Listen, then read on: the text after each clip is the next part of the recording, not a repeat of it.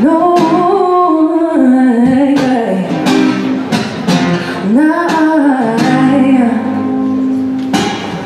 call me an ambulance, I need a doctor. Dnes máme ten v podstate Valentín ešte taký oneskorený, takže myslím... Valentínsky dojazd.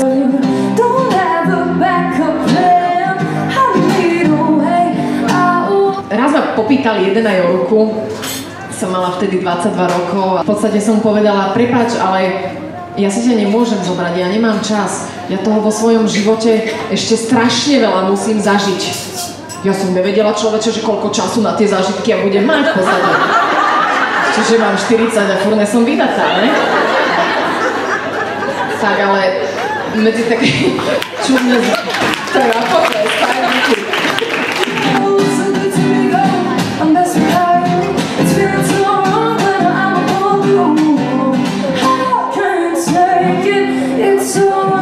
Niekedy je to ťažké, ale potom si uvedomíš, že sú aj také pekné veci, ako napríklad, že ťa to robí takou obetavou. Ja napríklad robila som kura a neviem, ženy podľa mňa budú vedieť. Proste keď robíš kura, tak zožereš chrbát a trtol, nie?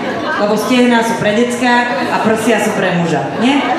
Že to tak, akože lebo moja babka vždy jedla trtol a chrbát, moja mama vždy jedla iba trtol a chrbát. Ja som si myslela, že oni to ľúbia. Mne to až teraz dochádza, že to vlastne je.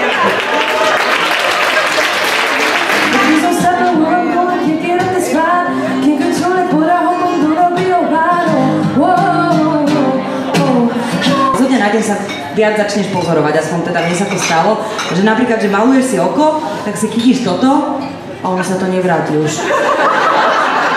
No nič, ja to čakala, že nikto nevie zjesť toľko čokolády človeku ako človek človeku a potom, že nikto nevie kúpiť toľko vína človeku ako človek sebe. Na zdravie.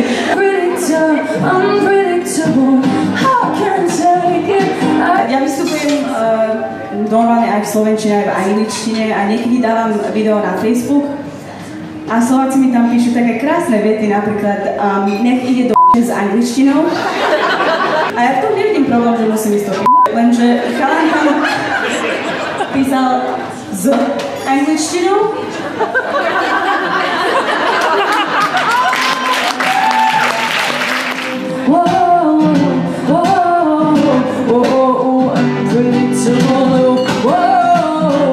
Čo si odmešená, keď sa balí na ruke? Všetko, to je presne. Podkladový krém, denný krém, nočný krém, rúž, licenka, špirála, očné tiene, zrkadlo, kachličky z kuchyne, ujo. Čo si vezme chlap? Chlap si vezme, že zubnú kefku. A prečo? Lebo ona na tom trvá.